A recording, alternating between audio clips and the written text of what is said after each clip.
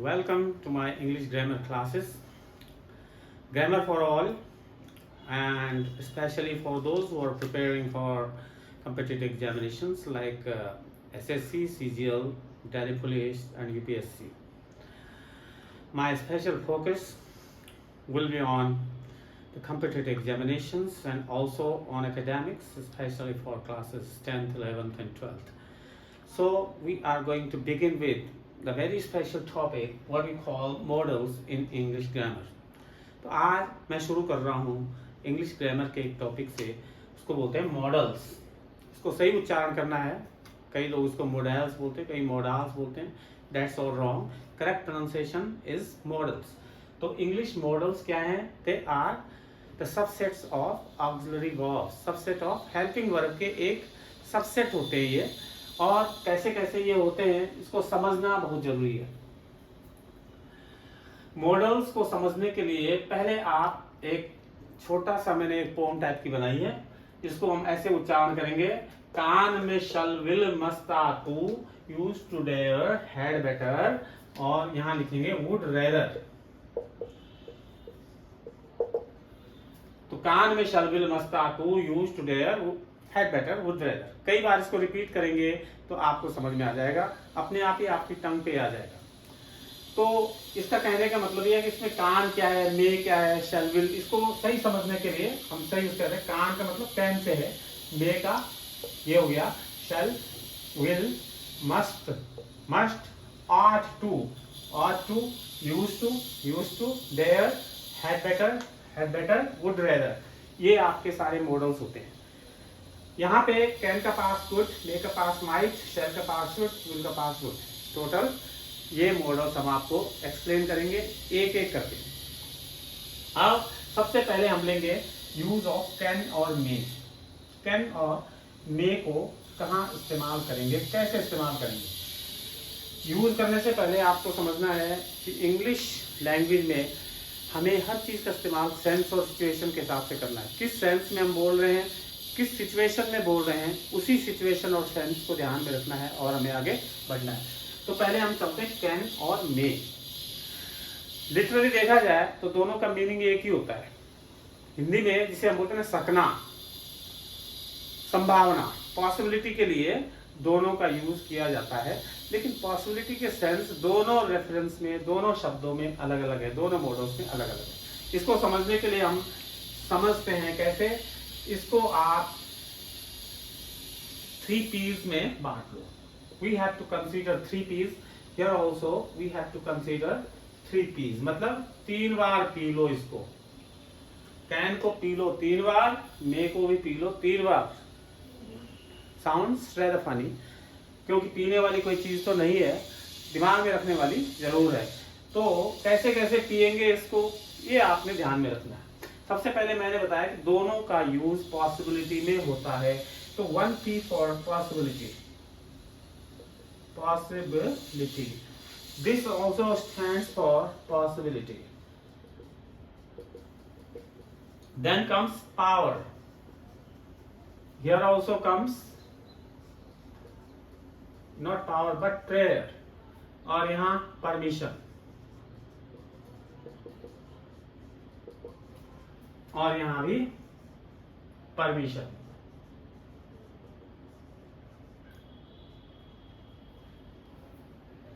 देखो 3 P's 3 बार कैसे कैसे पिएंगे इसको. 1 फॉर पॉसिबिलिटी, पावर, परमिशन. इसमें पॉसिबिलिटी, प्रेयर, परमिशन. पावर नहीं बल्कि प्रेयर, परमिशन. ये जो पॉसिबिलिटी है ये कैसी पॉसिबिलिटी है और इसमें कैसी पॉसिबिलिटी है, पहले इसको समझेंगे. देखो यहां जो पॉसिबिलिटी कैन वाली है वो सेल्फ कंट्रोल्ड होती है. सेल्फ कंट्रोल्ड, जो चीज आपके अपने बस में है और उस चीज को आप कर सकते हैं तो कैन का यूज होगा. Anything that is in your control and you can do it, you can use can. Can का यूज कर सकते हैं आप. मतलब अगर आपकी हद में है, आप पे इतनी ताकत है फिजिकली या मेंटली, तो आप कर सकते हैं. तो वो क्या आएगा, कैन. जैसे I can sing this song, I can bring this pen to you, I can go to a phrase, I can lift this table, इस तरह से आप यूज कर सकते हैं। पावर भी आप इसी में होकर बने, अगर अपनी पावर के अंदर है तो कैन, नहीं है तो नहीं। इसके बाद परमिशन, परमिशन दो तरह की होती है, गिव एंड टेक। परमिशन दी भी जाती है और ली भी जाती है। किसी को permission, yes you can do it, can I do this, yes you can do. तो इस तरह से हमने परमिशन दी ली। जनरली कैन का यूज अपने एक लेवल पे होता है, जैसे लड़के हैं स्कूल के तो अपने लेवल के, अपने सहपाठियों से, अपने फ्रेंड से बात करते समय बोल सकते हैं कैन। अब चलते हैं हम मे में कैसी पॉसिबिलिटी है, नॉट इन योर कंट्रोल, एकदम से इसका उल्टा हो जाएगा, नॉट इन योर कंट्रोल। जो पॉसिबिलिटी तुम्हारे कंट्रोल में नहीं है वहां आप क्या करेंगे, मे का इस्तेमाल करेंगे। जैसे बारिश हो गई, होना या ना होना हमारे कंट्रोल में नहीं है, तो वहां पे हम कैन का यूज नहीं लगाएंगे। जैसे हम बोले बारिश हो सकती है तो सीधा बोलो it may rain, you may pass, आपका पास होना मेरे बस उसमें नहीं है, मैंने नहीं करना आपको पास, तो यहां पे भी यू मे पास, राइट। तो ऐसी जगह जहां पॉसिबिलिटी, जो संभावना है लेकिन आपके कंट्रोल में नहीं है, आप कुछ नहीं कर सकते वहां पे, you are helpless, you will use may. दूसरा मे का इससे प्रेयर, किसी के लिए प्रेयर करना, ब्लेसिंग्स देना, विश करना, वहां सब हम क्या करते हैं, इसका यूज करेंगे। May you live long, may God grant you success, इस तरह से may God hear your prayer, you can use may. Then permission, permission के लिए भी वही give and take, you may go there, may I do this work. ये छोटा बच्चा जब अपने से बड़े से जब कोई परमिशन लेता है तो वहां पे मे का इस्तेमाल होता है। मे कैन से ज्यादा रिस्पेक्टफुल होता है। मे कैन से ज्यादा रिस्पेक्टफुल कैसे होता है, कैन अपने बीच के लोगों के साथ आप बोल सकते हैं, मे अपने से बड़ों के लिए यूज करेंगे। कैन का पास क्या होता है, कुड, और मे का क्या होता है, माइट। बहुत आसान है इसको समझना, पास में तो यूज होगा ही, इसमें तो नो डाउट, लेकिन जब हम मॉडल की बात करते हैं तो वहां पे टेंस का रोल खत्म हो जाता है। मॉडल्स में कोई टेंस कंसीडर नहीं किया जाता। कुड भी हम प्रेजेंट में मानेंगे, या जो भी है पास में है तो पास में, प्रेजेंट में भी चलता है। कैसे, जैसे हम एक सेंटेंस लिखते हैं पोलाइटनेस को एक्सप्रेस करने के लिए, पोलाइटनेस, नम्रता को बताने के लिए कुड का इस्तेमाल होता है। Could you please give me A rupee note, could you please do me a favour. मैंने अगर आप थोड़ा सम्मान से किसी को कहते हैं कोई चीज, कोई रिक्वेस्ट करते हैं, तो वहां पे कुड लगाया जाता है। एक प्रकार से this is sense of request. Sense of request में आप कुड का इस्तेमाल करेंगे, राइट। माइट का इस्तेमाल, मे का पास तो है, लेकिन जब हम रिटर्न वो क्या बोलेंगे, इसको मॉडल्स के रूप में यूज करेंगे तो टेंस की पॉसिबिलिटी सब खत्म। इसका मतलब होता है ये नेगेटिव सेंस में इसका यूज होता है। सेंस बड़ा इंपॉर्टेंट है। नेगेटिव सेंस का मतलब जब हम किसी चीज के लिए नेगेटिव में कहना चाहते हैं तो माइट का इस्तेमाल होगा। कोई पॉसिबिलिटी तो है लेकिन नेगेटिव में है, ना के बराबर, नो के बराबर, no is equal to no ही होगा, कभी यस नहीं हो सकता है। जैसे मैं कहूं इट माइट रेन, बारिश होने की संभावना नहीं के बराबर है, तब no is equal to no थोड़ी लिखेंगे, हमें पता है इसके लिए कौन सा शब्द यूज होगा, might. It might rain, you may pass, आप पास हो सकते हैं। मैंने लग तो ऐसे रहा, लेकिन हम बोलना क्या चाह रहे हैं, आपकी पास होने की संभावना नहीं के बराबर है। The patient might live, might लगा दिया, इसका मतलब पेशेंट जिंदा नहीं रहेगा। The patient might live. तो ये एकदम से नेगेटिव सेंस में जब हम कोई बात करेंगे तो हम माइट का यूज करेंगे। Always remember it. तो इस तरह से कुड का भी यूज समझ गए आप, माइट का भी समझ गए होंगे। मे, माइट, कान में। अब चलते हैं शैल, विल। शैल और विल का यूज कहाँ होगा, देखिए इसको, शैल और यहाँ आता है विल।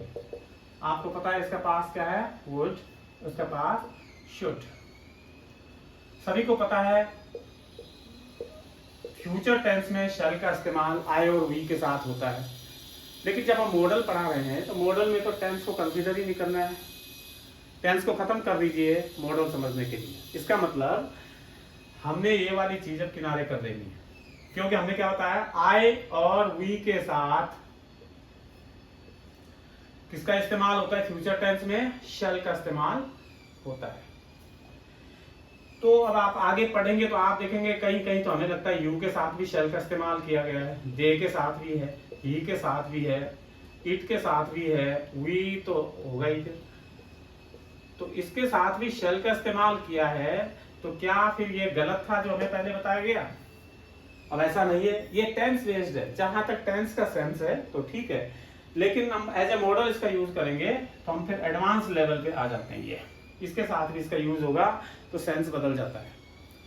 अब ये कौन सा सेंस है, इसको कैसे समझेंगे? समझने के लिए एक ट्रिक है, मैंने आपको पहले बताया था कि आपको डीटीसी की बस पे बैठना पड़ेगा। ये बना दी हमने बस डीटीसी,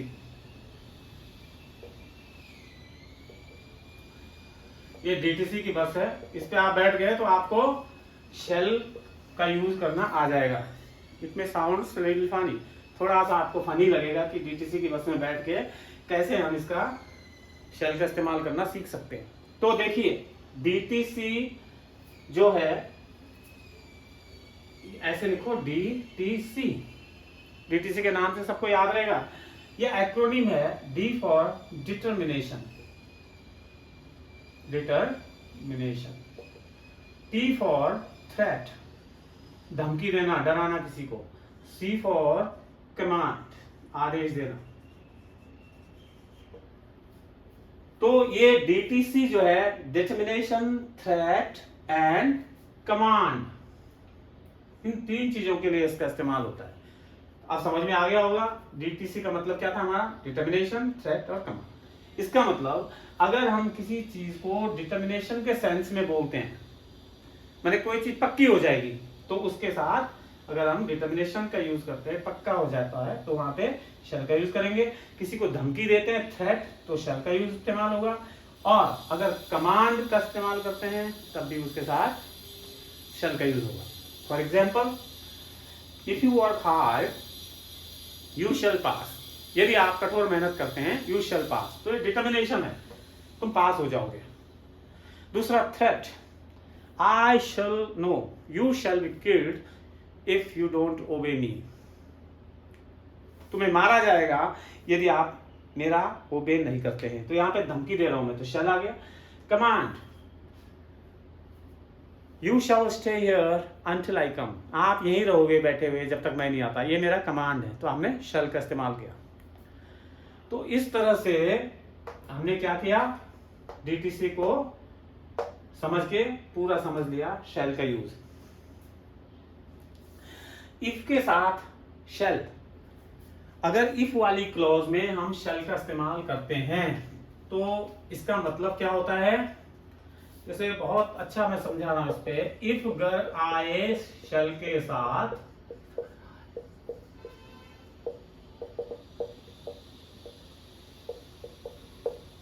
तो बन जाए पक्की बात। थोड़ा सा समझने में अच्छा लगेगा आपको ये, इफ गर आए शल के साथ तो बन जाए पक्की बात। मतलब अगर इफ वाली क्लॉज में कहीं शल का इस्तेमाल होता है तो समझ लो बात पक्की है, कच्ची बात नहीं है, वो पक्का होगा ही होगा। जैसे मैंने अभी बताया ना, इफ यू वर्क हार्ड, यदि आप मेहनत करते हैं तो यू शैल पास, ये देखो पक्की बात हो गई, आप पक्के पास हो जाएंगे यदि आप मेहनत करते हो। तो आपने देखा इफ वाली क्लॉज है, इसके बाद आपने शैल का इस्तेमाल किया, इफ और शैल एक ही सेंटेंस में आ गए, तो वही वाली बात है, इफ अगर आए शैल के साथ तो बन जाए पक्की बात। तो ये समझने के लिए these are very very small tricks, और थोड़ा याद कर लो, तो जब ये सामने आएगी वो एग्जामिनेशन में, किसी भी कंपटीशन में, तो आपको फटाक से ये लाइनें याद आ जाएंगी, आराम से आप सॉल्व कर सकते हो। तो इस तरह से इसका यूज आपको बता दिया हमने। अब शैल का बता दिया, और इसके बाद आता है वुड, कुड और वुड, वुड वुड। जैसे कुड का इस्तेमाल होता है वैसे ही वुड का इस्तेमाल होता है।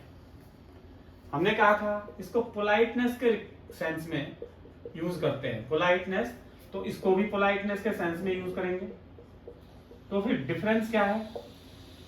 अगर किसी कंपटीशन में सेंटेंस आता है वहां कुड भी भरना है वुड भी भरना है, दोनों में पोलाइटनेस है, तो आप कंफ्यूज हो जाएंगे अब क्या सही है क्या गलत है। और ये एरिया ऐसा होता है जहां मैक्सिमम गलतियां बच्चे करते हैं। तो इसमें एक चीज है डिफरेंशिएट करने के लिए, ये फिजिकली होता है या मेंटली होता है? कुड, कुड में क है, क का मतलब काया, इसमें ये डब्ल्यू उल्टा एम है, तो ये क्या है? माइंड। तो काया और माइंड ऐसे समझ लो, माने जिस काम को करने में शरीर इन्वॉल्व हो, मेहनत करनी पड़ती है शारीरिक, वहां कुड, जहां मानसिक मेहनत करनी पड़ती है वहां वुड। अब थोड़ा सा अपनी समझ डेवलप करो, आपको खुद पता लग जाएगा ऐसे कौन से काम है जहां हमें शरीर का योगदान होता है और ऐसे कौन से काम है जहां शरीर तो हिल भी नहीं रहा, दिमाग ही दिमाग लग रहा है। जैसे could you please come to my place tomorrow, क्या आप मेरे यहाँ आ सकते हैं कल?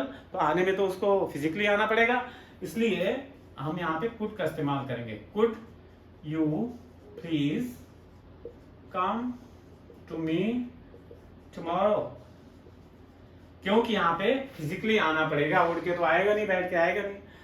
और अगर हम यहाँ पे वुड यू प्लीज कर दे तो गलत हो जाएगा।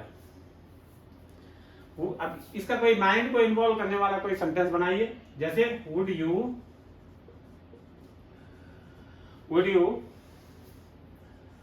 Give me a little time, क्या आप मुझे थोड़ा समय देंगे? अब समय देने में कोई उसमें शरीर थोड़ी चलाना है, अपना समय देना है तो शरीर नहीं चलाना है, केवल माइंड का ही काम है, माइंड ही इन्वॉल्व होगा इसमें, कोई वैसा फिजिकली कुछ नहीं करना है उसको। तो यहाँ पे आप वुड लगा सकते हैं।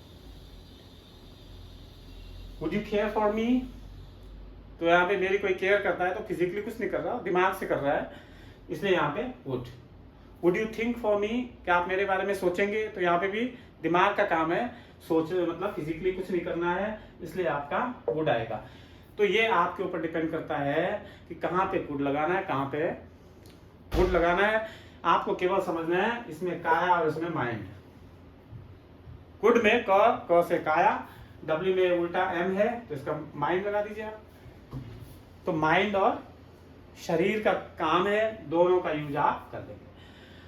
ओके, अब चलिए, कान में शैल, विल, अब एक आता है शुड, इसमें एक शुड आता है, SHOULD, ये भी पास्ट है किसका? शल का। शुड का मतलब चाहिए, और आगे इसी मॉडल्स में मस्ट भी एक शब्द आता है, मस्ट, इसका मतलब भी होता है चाहिए, और एक होता है ऑट टू, इसका मतलब भी होता है चाहिए। और मैक्सिमम क्वेश्चंस इन्हीं पे बेस्ड बनते हैं किसी भी कंपटीशन में, क्योंकि यही क्राइटेरिया होता है जो हमें कंफ्यूजन में डाल देता है। जब सबका मतलब एक ही है तो फिर आप कैसे डिफरेंशिएट करेंगे, एग्जामिनर आपसे क्या लिखवाना चाहता है, ये थोड़ा सा समझने की बात है। शुड क्या होता है? चाहिए, इसका मतलब भी चाहिए, इसका मतलब भी चाहिए। फिर वही बात आ गई, इन तीनों में सेंस अलग है, इसका सेंस अलग है, इसका सेंस अलग है, इसका सेंस अलग है। इसका सेंस है बेस्ड ऑन एक्सपीरियंस, ये एडवाइस है बेस्ड ऑन एक्सपीरियंस। आप किसी को सलाह दे रहे हैं, चाहिए, अपने एक्सपीरियंस पे बेस्ड सलाह दे रहे हैं, अपने काम के एक्सपीरियंस पे बेस्ड सलाह दे रहे हैं, तो वहां पे आप शुड लगाएंगे। जैसे मुझे 40 साल पढ़ाने का अनुभव है, तो मैं किसी को बोल सकता हूँ you should follow this trick in order to succeed, this is just my advice. आप मानो ना मानो, you are not obliged to accept it, तो नो ऑब्लिगेशन, नो ऑब्लिगेशन, यहाँ पे आप पे कोई दबाव नहीं है, आप मेरी बात मानो ना मानो, मैंने तो अपना जो अनुभव था वो शेयर किया है, आपको ऐसा करना चाहिए। अब आप खुद ही कई सेंटेंसेस बना सकते हो कि ऐसे कौन से सेंटेंसेस हैं जो शुड को इन्वॉल्व करते हैं, जहां हम अपने अनुभव के आधार पे, अपने कार्य के आधार पे सलाह देते हैं किसी को, मानना न मानना उसकी हो। अब चलते हैं, मस्ट का मतलब भी चाहिए होता है, लेकिन यहाँ पे मस्ट का मतलब होता है जरूरी मानना, ऑब्लिगेटरी है जरूरी, या मैंडेटरी। मैंडेटरी एक शब्द हमने यूज किया, mandatory, M for must, M for mandatory. तो मस्ट इज मैंडेटरी, तो जहां मैंडेटरी होगा वहां मस्ट का इस्तेमाल जरूर करना है। ऐसी चीज जिसके बगैर हमारा काम नहीं चल सकता, वहां भी मस्ट का यूज लगाएंगे। आप बीमार हैं तो दवाई के बगैर आपका गुजारा नहीं है, खानी ही पड़ेगी, तो यू मस्ट ईट मेडिसिन।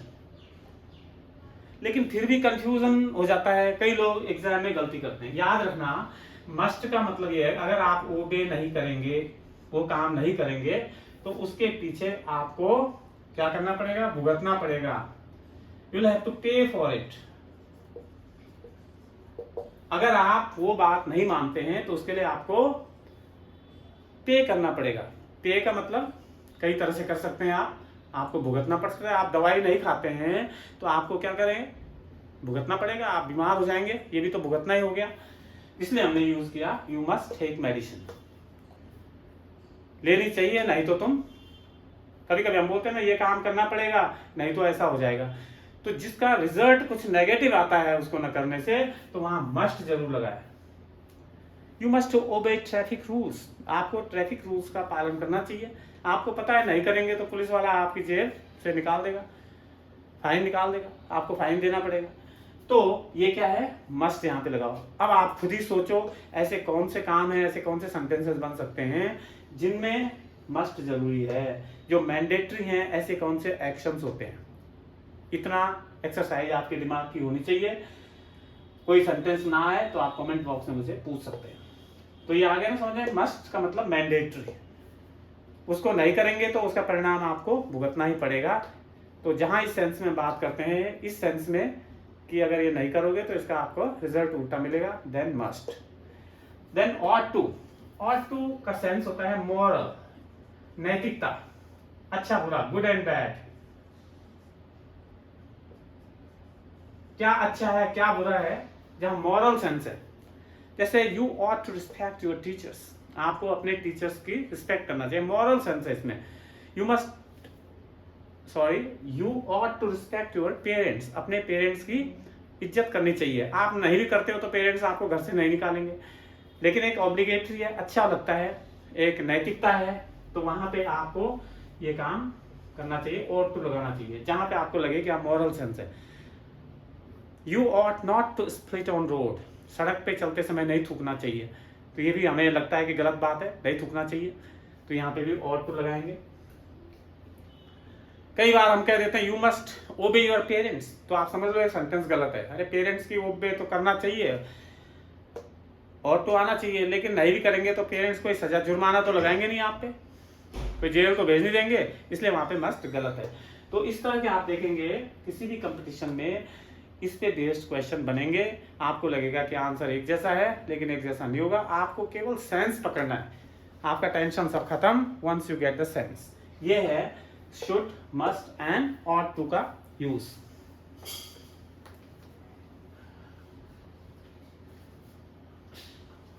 अब चलते हैं यूज टू। यूज टू का यूज केवल पास्ट सेंस में होता है। देखो पास्ट टेंस नहीं कहा मैंने कहा है पास्ट सेंस, क्योंकि हम मॉडल की बात करते हैं तो टेंस का इस्तेमाल करना ही भूल जाओ, हम सेंस का इस्तेमाल करेंगे मॉडल में। तो पास्ट में क्या क्या शो करता है, पास्ट में कोई हैबिचुअल एक्शन। सेंटेंस ऐसा लगना चाहिए कि पहले तुम्हारी एक आदत हुआ करती थी, ऐसे हिंदी में जैसे हम बोलते थे मैं वहां जाया करता था, नहाया करता था, खेला करता था, पढ़ा करता था, एक करता था बहुत स्पेशल शब्द है हिंदी का, इससे एकदम पता लग जाता है कि एक आप हैबिचुअल थे इस चीज के। जैसे मैं 5 घंटे पढ़ा करता था, तो I used to read 5 hours every day, मैं हर रोज 5 घंटे पढ़ा करता था। यूज टू पास्ट में यूज होता है। लेकिन अगर ये प्रेजेंट में कहीं यूज हो जाए तो तब क्या करेंगे आप? जैसे I am used to doing this. अगर ये प्रेजेंट में यूज कर दिया तो इसका मतलब आदि होना, आदि हो गया। जैसे आई एम यूज्ड टू, मुझे ऐसे करने की आदत है। यूज्ड टू, इसके बाद हम इंग वाली फॉर्म लगाएंगे। अगर नहीं लगाएंगे तो फिर पास्ट ही बन जाएगा सेंटेंस, तब वही हो जाएगा जो ये हमने ऊपर बताया था। तो प्रेजेंट में भी अगर कोई हैबिट हम बताना चाहते हैं, मेरे को आदत है, मैं एक्सपर्ट हूं ऐसे करने की, ऐसे बोलने की, तो हम यूज्ड टू हो जाते हैं, मैंने हैबिचुअल हो जाते हैं। जोर से बोलने की आदत है, लाउड स्पीकिंग की आदत है, I am used to loud speaking. तो आप इस तरह से इसका यूज कर सकते हैं। I think you got it. तो यूज्ड टू के बाद चलते हैं हम डेयर। दूसरा जो मॉडल है वो है डेयर। डेयर का इस्तेमाल फिर सेंस की बात करेंगे, नेगेटिव सेंस में इसका इस्तेमाल होता है। नेगेटिव का मतलब एक प्रकार से थ्रेट। कभी कभी हम इस सेंस में बात करते हैं, तुम्हारी ऐसे काम करने की हिम्मत कैसे हुई, यहाँ आने की हिम्मत कैसे हुई, मेरे से बात करने की हिम्मत कैसे हुई, मेरे घर आने की हिम्मत कैसे हुई। एक प्रकार से हम क्या कर रहे हैं, थ्रेट टाइप की दे रहे हैं, उसको धमका रहे हैं। तो वहां पे डेयर का इस्तेमाल करेंगे। How dare you come here, यहां आने की हिम्मत कैसे हुई तुम्हारी। तो ये आ गया आपका थ्रेट के सेंस में। तो डेयर के बाद कभी टू नहीं लगता, कभी टू मत लगा देना, इसके बाद गलत हो जाएगा। अगर धमकी के सेंस में डेयर का इस्तेमाल कर रहे हैं तो never use to after this. लेकिन टू का इस्तेमाल कभी कभी आ भी जाता है इसके बाद। कैसे? अगर किसी और सेंस में, नॉर्मल सेंस में डेयर का इस्तेमाल करो तो नॉर्मल सेंस में तो फिर टू आ सकता है। कैसे? जैसे finally I dared to climb mount Everest. अंत में मैंने माउंट एवरेस्ट पे चढ़ने की हिम्मत कर ली। देखो डेयर टू, यहां पे कोई थ्रेट नहीं दे रहा हूं मैं, तो फाइनली आई डेयर टू आ गया इसके बाद में, क्योंकि एक नॉर्मल सेंस में मैं बात कर रहा हूं, हेंस टू। यहां पे थ्रेट के सेंस में बात कर रहा हूं तो टू नहीं आएगा। बस यही डिफरेंस है। अब आप कभी भी इस तरह से सेंटेंस बनाएं तो आप यही इस्तेमाल करेंगे, सेंस पहले पकड़ लेंगे। कभी टू का इस्तेमाल किया, आपने सोचा है गलत है, ले आपको एकदम सेंस पकड़ना है, सारी टेंशन खत्म। अब चलते हैं had better. Had better, had better, याद रखो ये हमेशा इकट्ठा यूज होता है। हैड बेटर, हैड बेटर एक सिचुएशन बताता है। कौन सा सेंस? कभी कभी हम ऐसे सेंस में होते हैं जब कोई चीज अच्छी होती है, हम एक्सेप्ट करते हैं अच्छा है, लेकिन हम वहीं तक नहीं, हम आगे बढ़ना चाहते हैं। गुड के बाद क्या होता है? बेटर, और बेटर के बाद क्या होता है? बेस्ट। तो हम प्रोग्रेसिव, तो हमारा नेचर होता ही है। अगर किसी ने, एक लड़के ने बहुत अच्छा काम करके हमें दिया तो हम कहते हैं बेटा ये बहुत अच्छा है, लेकिन इससे अच्छा भी तो कर सकते थे, ये भी हो सकता था। तुमने 5 पेज लिखे, अच्छा होता कि तुम 10 लिखते।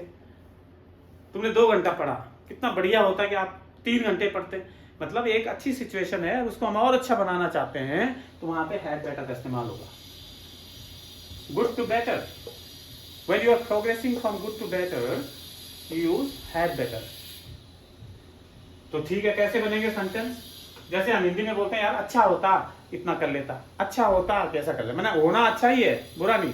तो इस सेंस में हम हैड बेटर का इस्तेमाल करेंगे। जैसे you had better eat this fruit, अच्छा होता कि तुम इस फल को खाते। अब ये तो आप समझ गए होंगे, लेकिन कई लोगों के दिमाग में एक बात आ रही है, यहाँ पे हैड है तो इसके बाद ईटन क्यों नहीं आया? आपको ये समझना पड़ेगा कि ये हम हैड वर्ब के रूप में यूज नहीं कर रहे हैं, हम इसको मॉडल के रूप में यूज कर रहे हैं।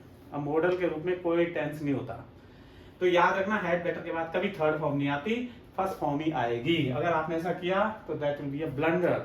तो ये भी कई बारी कंपटीशन में आ चुका है, इसलिए मैंने स्पेशली आपको पॉइंट आउट किया है। जानबूझ के एग्जामिनर यहाँ पे क्या करेगा, ईटन लिख देगा। आपकी समझ में नहीं, आप सोचेंगे यार हैड बेटर ईटन ठीक तो है, हैड के बाद थर्ड फॉर्म आती है, रूल में लिखा गया है, लेकिन आपके समझ में ये नहीं आ रहा कि had better is a model, इसको मॉडल के रूप में यूज किया गया है। तो पूरे सेंटेंस का सेंस समझो और फिर उसका टेंस पकड़ो। तो this is how you will do. कुछ सेंटेंसेस आप बना सकते हैं, और कोई डिफिकल्टी हो तो again you can ask me in comment box. Had better के बाद हम चलते हैं जो लास्ट है इसका, वुड रेदर।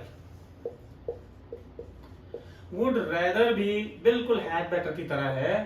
तो हैड बेटर हमने क्या था, अच्छे से और अच्छा, प्लस से और अच्छा, लेकिन वुड रेदर में बैड, बैड से वर्स, ये स्थिति होती है। उसमें अच्छे से अच्छे की तरफ जाते हैं, और उसमें कुछ सिचुएशन ऐसी आ सकती है जिसमें हम बुरे से और बुरा हो जाना चाहते हैं। अब अच्छे से तो अच्छा और बड़े लोग जाना चाहते, सभी जाना चाहते हैं, लेकिन बुरे से और बुरा कौन बनना चाहता है? ये एक समझने वाली बात है। बहुत सारी सिचुएशंस ऐसी आती है। कोई आदमी कैंसर से पीड़ित है, दर्द से करा रहा है, मेडिसिन से कोई फायदा नहीं हो रहा है, तो वहां पे हर आदमी क्या बोलता है, इसको मुक्ति मिल जाए इस दर्द से, तो ये मर जाए तो ठीक है। जैसे हम किसी बच्चे को बोले यार तेरे 33% मार्क्स तो आ ही जाएंगे, तो जवाब देगा नहीं सर, 33 से तो बढ़िया ये है कि मैं फेल ही हो जाऊं तो ठीक है। मैंने यहाँ पे तो पास तो हो रहा था कम से कम, लेकिन वो फेल होना, उससे भी जो और बुरी स्थिति है उसमें जाने के लिए तैयार है। तो there are so many situations in life when we just want to turn from bad to verse.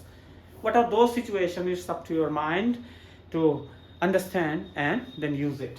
तो जैसे मैं बोलूं कि तुम जो है आज स्कूल मत जाओ, डोंट गो टू स्कूल, ठीक है, अच्छी बात नहीं है स्कूल नहीं जाना, लेकिन मैंने जवाब दिया I would rather like to die than to go to school. School जाने, I would rather like to die than to go to school, जाने से तो बेहतर ये है कि मैं मर जाऊंगा, लेकिन जाऊंगा नहीं। तो यहाँ पे कैसी सिचुएशन आ रही है ये आप समझ रहे हैं। मैंने किसी को कहा बेटा 33% में आप पास हो जाओगे, तो बच्चे ने जवाब दिया I would rather like to fail than to pass in 33% marks. इस तरह से आप सेंटेंस बनाएंगे। तो ये समझ में आ गया। तो आपका मॉडल वाला टॉपिक फिनिश हो रहा है। एक चीज जो मैंने ये जो पोएम टाइप की बनाई थी उसमें नहीं लिखा था हैज टू, हैव टू और हैड टू। ये भी मॉडल्स में आता है वैसे, लेकिन ये भी कंपल्सन के लिए यूज होता है जहां मजबूरी हो, तो इसलिए इसमें कोई ज्यादा सेंस वाली बात नहीं है। जहां मजबूरी के लिए कोई सेंटेंस बनाते हैं तो वहां आप ऐसे इसका यूज कर सकते हो। It's okay.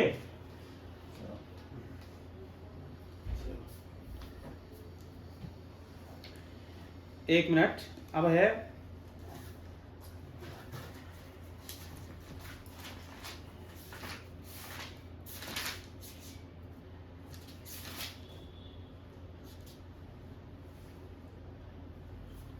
could have, should have, would have। देखो थोड़ा एक्सटेंशन है ये, would, should, could ये सारे मॉडल्स तो हैं, लेकिन इसके साथ साथ कभी have का यूज होता है। तो हम कैसे इसका यूज करेंगे, देखो could have उस सेंस में यूज करेंगे जब कोई रिग्रेट हो। रिग्रेट का मतलब कोई आप किसी चीज के लिए पछतावा कर रहे हैं। जैसे मैंने कहा you could have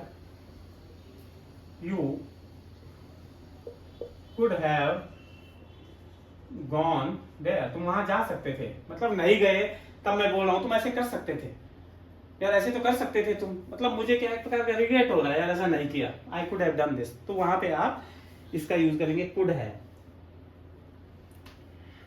एक होता है केवल थिंकिंग, इमेजिनेशन, इमेजिन करना, वहां पे शुड है, इमेजिन। जहां पे आप इमेजिन करें वहां पे क्या करेंगे आप, वुड हैव, ये थोड़ा सा गलत हो गया है यहाँ पे, वुड हैव, यहाँ पे वुड हैव लिखना था मैंने। वुड हैव केवल इमेजिनेशन में यूज होता है, would have. I would have gone there, मैं वहां चला जाता। You would have done this, तुम कर ले, केवल एक थिंकिंग है, ऐसा हो जाता बस माइंड में। यहाँ फिजिकली इन्वॉल्व हो या माइंड से इन्वॉल्व हो, फर्क कुछ नहीं है ज्यादा। और यहाँ जो कुड हैव है ये तो बता ही दिया। अब है शुड हैव। शुड में एक प्रकार का एडवाइस ही हम देते हैं कि आपको ऐसा करना चाहिए, you should have done this, ऐसा कर लेते आप, अच्छा ही था, कर लेना चाहिए था, you should have done this, you should have done this, आपको ये कर लेना चाहिए था। ये एडवाइस हो गई। यहाँ पे इमेजिन, यहाँ पे रिग्रेट, ये सारी चीजें हैं। और इस प्रकार से आपका मॉडल का लेसन खत्म हो गया। मॉडल पे बेस्ड क्वेश्चन आंसर की सीरीज में अगली क्लास में लाऊंगा, उसमें आपको कोई दिक्कत नहीं आएगी, सब डाउट्स क्लियर हो जाएंगे। It's okay.